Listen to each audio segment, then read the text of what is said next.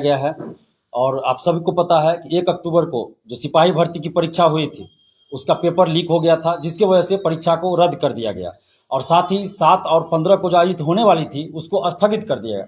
तो हमने ये मांग रखी थी सरकार के सामने, अभ्यर्थियों ने मांग रखी थी, तो 1 अक्टूबर की परीक्षा रद्द हुई। साथ ही हमने ये भी कहा था, सरकार से मांग किया था, जब 1 अक्टूबर की परीक्षा में ये लोग सेंधमारी कर लिए हैं तो 7 और 15 में भी कर लेंगे या कर लिए होंगे। सरकार ने संज्ञान लिया और परीक्षा रद्द कर दिया गया। इसके लिए हम धन्यवाद देते हैं नीतीश कुमार जी को, क्योंकि ये फैसला नीतीश कुमार जी का है, सीएसबीसी का फैसला नहीं है। जिन लोगों को, अभ्यर्थियों को या किन्हीं को लगता हो कि सीएसबीसी ने परीक्षा रद्द किया, तो सीएसबीसी ने नहीं किया है। परीक्षा रद्द करने का फैसला नीतीश कुमार जी का है, क्योंकि एक दिन पहले सीएसबीसी के चेयरमैन सर बोलते हैं कि कोई पेपर लीक नहीं हुआ है। जो परीक्षार्थी बहुत ज्यादा पढ़ लिए थे, इसलिए वो अपने मन से आंसर तैयार कर लिख रहे थे कि परीक्षा में क्या आंसर होगा। अब हमें तो आश्चर्य लगता है कि पूर्व डीजीपी है बिहार के वो, और इस तरह की बात करते हैं।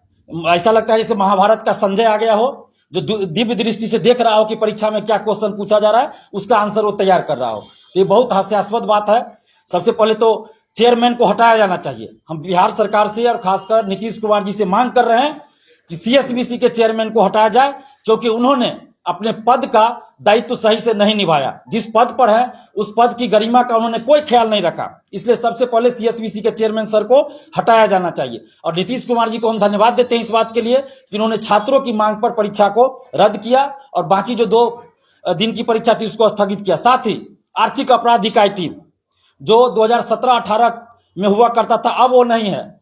1.5 साल से हम देख रहे हैं कि आर्थिक अपराध इकाई टीम बहुत अच्छा काम कर रही है, और खासकर नैयर हसनैन खान सर और सुशील कुमार सर, ये लोग बहुत अच्छे से, और इनकी पूरी टीम बहुत अच्छे से काम कर रहे हैं लोग। और कुछ भी हम लोग के द्वारा जानकारी दी जाती है तो संवेदनशीलता दिखाई जाती है और त्वरित कार्रवाई करते हैं, संज्ञान लेते हैं।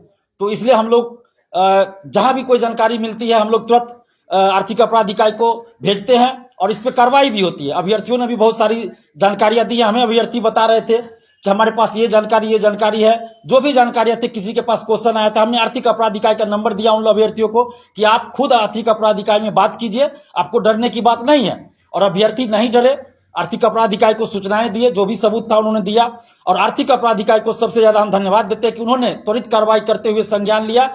और ये बात अब साबित हो चुका है कि पेपर लीक था। जब अखबारों में खबर छप गई थी, सुबह में अखबार में लोग पढ़ रहे हैं कि पेपर लीक था एग्जाम से 1.5 घंटा पहले, और शाम में प्रेस कॉन्फ्रेंस या किसी मीडिया को बाइट देते हुए बोल रहे हैं चेयरमैन सर कि कोई पेपर लीक नहीं था। तो ये तो बहुत दुख की बात है कि एक पद पे बैठे व्यक्ति द्वारा इस तरह का बयान दिया जाता है। और सीएसबीसी के चेयरमैन सर उस समय कहा थे, जब हम 2 बार गए थे सीएसबीसी ऑफिस, जब विज्ञापन आया था इस बहाली का, हम 2 बार गए थे उनसे मिलने के लिए कि सर पहले 3 बार परीक्षा में पेपर लीक हुआ जो पहली भर्ती हुई है, इस बार कम से कम पेपर लीक ना हो, इसके लिए आप कुछ कदम उठाइए। लेकिन वो नहीं मिले। वहां जो तैनात थे ड्यूटी में, उनके ऑफिस के बाहर, उनका मेरे साथ अच्छा सलूक नहीं किया गया, मेरे साथ बुरा बर्ताव किया गया। जो उनके साथ होंगे क्या है नहीं है वो जाने।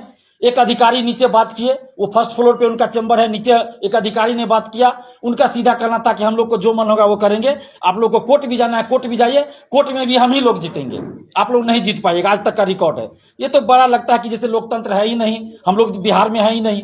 तो इस तरह का बयान नहीं देना चाहिए, कम से कम संवेदनशीलता दिखानी चाहिए। अभी हम लोग मांग कर रहे हैं कि जो गलतियां पहले हुई आगे ये गलतियां ना हो, पेपर लीक ना हो, धांधली सेटिंग ना हो। इसके लिए सबसे पहले चेयरमैन को ईमानदार होना चाहिए। जिस तरह बीपीएससी 1.5 साल पहले भ्रष्टाचार काटा था और वहां से कुछ लोगों को बाहर किया गया, नए चेयरमैन आए, तो अब देखिए बहुत अच्छा से एग्जाम कंडक्ट हो रहा है। हमने भी तारीफ किया, बीपीएससी ऑफिस के अंदर जाकर नीतीश कुमार जी की तारीफ किया, बीपीएससी और बीपीएससी के चेयरमैन सर की तारीफ किया, क्योंकि अच्छा से एग्जाम हुआ। बिहार से बाहर के भी लोग आए थे अभ्यर्थी, वो भी तारीफ कर रहे थे। लेकिन एक दिन बाद 1 अक्टूबर को परीक्षा होती है, सिपाही भर्ती, उसमें पेपर लीक हो जाता है और बार बार सबूत दिया जा रहा है और चेयरमैन कहते हैं नहीं लीक हुआ, नहीं लीक हुआ। ये सेम घटना है 2017 में जो बीएसएससी प्रथम इंटर स्तरीय का, उस समय के भी चेयरमैन और सचिव बोले थे कोई लीक नहीं हुआ, कोई पेपर लीक नहीं, और दोनों जेल गए थे। तो इसकी भी जांच होनी चाहिए कि क्या सीएसबीसी ऑफिस के अंदर के कोई अधिकारी, कर्मचारी या कोई भी व्यक्ति इस पेपर लीक में या पहले के पेपर लीक में संलिप्तता है या नहीं, इसकी जांच होनी चाहिए।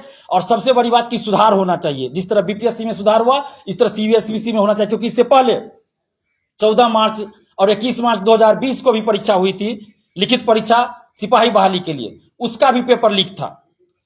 उसका भी पेपर लीक था, उससे पहले परीक्षा हुई थी उसका भी पेपर लीक था। तो सिपाही बहाली का रिकॉर्ड है पिछले 8-10 साल से कि पेपर लीक हो जाता है, आंसर वायरल हो जाता है। तो इसको कैसे आगे रोका जाए? तो बीपीएससी ने जो व्यवस्था किया है धांधली सेटिंग रोकने के लिए, उस व्यवस्था को ये लागू करे। हमने पहले भी कहा था लेकिन ये नहीं माने। हमने कहा था कि गिरिडीह जिला सेंटर नहीं दीजिए, गिरिडीह जिला के अगल बगल जिला में सेंटर दीजिए, बहुत दूर भी नहीं दीजिए, लेकिन गिरिडीह जिला के अगल बगल में दीजिए जैसे बीपीएससी ने दिया है। लेकिन ये लोग नहीं माने। आज भी हम ये मांग कर रहे हैं कि गिरिडीह जिला के अगल बगल जिला में सेंटर दीजिए, ताकि इतना जो धांधली सेटिंग होता है लोकल स्तर पर सेंटर देने से वो बंद हो। बायोमेट्रिक होना चाहिए, मेटल डिटेक्टर से चेकिंग होना चाहिए। यहाँ लोग चप्पल में जूता में डिवाइस लगा के जा रहा है और ये चेक भी नहीं कर रहे, हाथ से भी चेक नहीं कर रहे, तो कैसे नहीं चोरी होगा, कैसे नहीं धांधली सेटिंग होगा? एएन कॉलेज पटना में 9:40 तक एंट्री दी गई। क्यों दी गई एंट्री? कोई चेकिंग नहीं। और जब हम वहां बोलते तो वहां पुलिस पदाधिकारी जो रहते हैं, पुलिस वाले, तो हमसे उलझते, कहते आपको क्या दिक्कत है, गड़बड़ी हो रहा है तो आपको क्या दिक्कत है? तो अब नीतीश कुमार जी को ऐसे जो पुलिस प्रशासन में लोग हैं उसे पे कार्रवाई करनी चाहिए। आप सीसीटीवी कैमरा खंगाल लीजिए कि सीसीटीवी कैमरा में वो दिख रहा है सीन कि नहीं दिख रहा, और वीडियो बनाने लगते हैं डराने के लिए कि वीडियो बना रहे हैं। तो दिलीप कुमार ये सब चीज से नहीं डरता है। आप वीडियो बना रहे हैं, हम कुछ गलत कर रहे हैं? हम तो कह रहे हैं कि धांधली सेटिंग ना हो, हम तो सरकार का सहयोग कर रहे हैं, लेकिन ये लोग डराने की कोशिश करते हैं। तो हम डरने वाले नहीं है। आज भी कह रहे हैं सीएसबीसी के चेयरमैन को पहले हटाया जाए और अगली जो परीक्षा हो, चाहे 1 महीना बाद लीजिए या 2 महीना बाद लीजिए, पूरी पारदर्शिता के साथ हो और उसमें बीपीएससी द्वारा जो व्यवस्था की गई सारी व्यवस्था कीजिए। गिरिडीह जिला के अगल बगल जिला में सेंटर दीजिए, बायोमेट्रिक हो, मेटल डिटेक्टर से चेक हो, चप्पल जूता आप एग्जाम रूम से बाहर खोलवाइए, किसी भी तरह का डिवाइस लेके कोई न जाए, इस पर नजर रखिए। जैमर ऐसा लगाइए कि कोई काम न करे डिवाइस, ऐसा नहीं कि जैमर लगा दिए नाम के लिए और सारा काम हो रहा है। तो ये ऐसा जैमर लगाए जो कोई काम न करे, कोई इंस्ट्रूमेंट जैसे डिवाइस काम न करे। साथ ही जितने भी लोगों की ड्यूटी होती है उनका मोबाइल पे भी या तो नजर रखा जाए या मोबाइल उनका जब्त कर लिया जाए कि परीक्षा के दरमियान कोई भी शिक्षक मोबाइल न रखे। और वीडियोग्राफी करने के लिए कोई अंदर जाए या जैमर वाला कोई अंदर जाता है तो उसके मोबाइल पे भी नजर रखा जाए, क्योंकि मुझे लगता है कि हो सकता है वो लोग भी क्वेश्चन का फोटो खींच के बाहर भेज सकते हैं। तो उनका मोबाइल जब्त किया जाए, गेट पर ही, अंदर नहीं लेने जाए, अंदर लेके मोबाइल ना जाए, इस पे नजर रखा जाए। पानी पहुंचाने के लिए कोई स्टाफ जा रहा है, मेरे पास कई अभ्यर्थी फोन किए हैं कि जिला स्तर पर जो सेंटर दिया गया ना इसके चलते दबंगई हो रहा है। बहुत सारे लोगों को जानबूझकर सेंटर दिया गया है, उसको आई कार्ड बना दिया गया कि स्कूल का स्टाफ है या ड्यूटी दिया गया है, और वो क्या करता है पानी पहुंचाने के बहाने किसी बहाने जाता है और चीट पुर्जा पहुंचाता है। तो ये सब चीज नहीं होना चाहिए, इस पर नजर रखा जाए। और साथ ही गिरिडीह जिला के अगल बगल जिला में सेंटर दिया जाए। और बीपीएससी ने जो व्यवस्था किया जैसे सीसीटीवी कैमरा से निगरानी कीजिए, वीडियोग्राफी कराइए, ये सारा चीज कीजिए। और परीक्षा के बाद यानी परीक्षा समाप्ति के तुरंत बाद ओएमआर शीट की कार्बन कॉपी और क्वेश्चन बुकलेट परीक्षार्थियों को मिलना चाहिए। क्यों नहीं आप क्वेश्चन बुकलेट दीजिएगा? इसलिए कि ओएमआर शीट बाहर रंगा जाए, बाद में रंगा जाए। ये तो दिख रहा है सबको कि पेपर लीक हुआ, आंसर वायरल हुआ, लेकिन जो नहीं दिख रहा है वो सबसे ज्यादा जरूरी है। ये तो आंसर बहुत अभ्यर्थियों के पास आ गया, 90-92 जो भी क्वेश्चन का आंसर आया, लेकिन असली खेला होता है ओएमआर शीट जो रंगाई होती है उसमें होता है। उस पर रोक लगनी चाहिए। बहुत सारे अभ्यर्थी 10-12 क्वेश्चन का गोला रंग के आते हैं, बाद में उनका ओएमआर शीट रंगाया जाता है, ऐसा अभ्यर्थी बताते हैं। तो क्यों नहीं उस पर रोक लगनी चाहिए? इसलिए हम मांग कर रहे हैं कि ओएमआर शीट में एक हर क्वेश्चन के आगे एक गोला रंग रहना चाहिए नॉट आंसर्ड का, और वो जरूरी होना चाहिए जो किसी क्वेश्चन का आंसर नहीं दिया उसमें नॉट आंसर्ड का गोला रंगा जाना चाहिए। और ओएमआर शीट की निगरानी सीसीटीवी कैमरे से होनी चाहिए, स्मार्ट लॉक लगाना जाना चाहिए, ये सारी व्यवस्था होनी चाहिए। बीपीएससी बिहार में ही उसमें इतनी अच्छी व्यवस्था हो जाती है, कोई कुछ नहीं कर पाता है। और सिपाही बहाली में कैसे कुछ कर लेता है? यानी कि चेयरमैन या तो वो लापरवाह है, उन्होंने लापरवाही की है, या ईमानदारी से अपना दायित्व नहीं उन्होंने निभाया है। ये चेयरमैन वही हैं जब डीजीपी थे तो उस समय इनका नाम आया था विवादों में, जो जज वाली प्रक्रिया थी, फोन करके कुछ हुआ था मैटर, आप लोग अच्छे से जानते हैं। तो ऐसे लोगों को चेयरमैन बनाने की क्या जरूरत थी जो पहले से विवाद में थे, और आज फिर पेपर लीक हो गया? क्यों नहीं इसकी जांच होनी चाहिए? निष्पक्ष जांच होनी चाहिए। सरकार से हम मांग कर रहे हैं कि जांच करवाइए। और बड़ा से बड़ा अधिकारी हम धन्यवाद देते हैं नैयर हसनैन खान सर को, उन्होंने मीडिया में कहा है या जो भी उन्होंने वीडियो जारी किया उसमें कि कोई भी अधिकारी हो, सरकारी अधिकारी या कर्मचारी, नहीं बचेगा। ये बहुत मैटर करता है, बहुत बड़ी बात उन्होंने कहा है। आज तक कोई ऐसी बात नहीं बोलते थे कि कोई सरकारी अधिकारी भी होगा तो नहीं बचेगा। हम लोग भी ये मांग करते हैं, चाहे बड़ा से बड़ा अधिकारी क्यों ना हो, उस पर कार्रवाई होनी चाहिए। ये बिहार के लाखों युवाओं के सपनों को कुचला जाता है जब पेपर लीक होता है। बिहार के युवाओं को भविष्य को बेचा जाता है। ये सिर्फ पेपर नहीं बेचा जाता है, बिहार के युवाओं के भविष्य को बेचा जाता है। इसलिए ओएमआर शीट की कार्बन कॉपी और क्वेश्चन बुकलेट मिलना चाहिए परीक्षा समाप्ति बाद। बीपीएससी में मेंस की कॉपी ऑनलाइन जारी होती है, पीटी का ओएमआर शीट जारी होता है, फिर सीएसबीसी को क्या दिक्कत है, ये जारी करे, आंसर की जारी हो। अभ्यर्थियों को पता होना चाहिए किस क्वेश्चन का क्या आंसर उन्होंने सही माना है। एसटीटी का भी आप लोगों ने देखा ना, 50 से ज्यादा आंसर गलत था। जब हम लोगों ने विरोध किया तो उसका सही किया, जबकि आंसर जारी किया गया। जहां आंसर जारी ही नहीं किया गया तो वहां कितनी गलतियां होगी कोई नहीं जानता है। इसलिए आंसर की जारी हो, और जब रिजल्ट प्रकाशित हो, कट ऑफ सभी का मार्क्स जारी हो, और जब फिजिकल टेस्ट होता है उसमें भी फिजिकल का जो भी मार्क्स आए अभ्यर्थी को लिखित रूप में उसी समय दिया जाए। क्योंकि अभ्यर्थी बोलते हैं कि फिजिकल में भी खेला होता है, हमारा मार्क्स कुछ आ रहा है और बाद में बताया जाता है कुछ और। तो ऐसा नहीं होना चाहिए, खेला बंद होना चाहिए। और वो ओएमआर शीट की रंगाई जो बाद में होती है वो बंद होनी चाहिए, हमारी सरकार से मांग है। और बिहार के मुख्यमंत्री नीतीश कुमार जी से हम हाथ जोड़कर विनती करते हैं, तेजस्वी यादव जी से हाथ जोड़कर विनती करते हैं। इन दोनों से इसलिए हम हाथ जोड़कर विनती कर रहे हैं क्योंकि ये दोनों अभी सरकार में हैं। अगर इनकी जगह कोई और सरकार में होते तो उनसे भी हम हाथ जोड़कर विनती करते।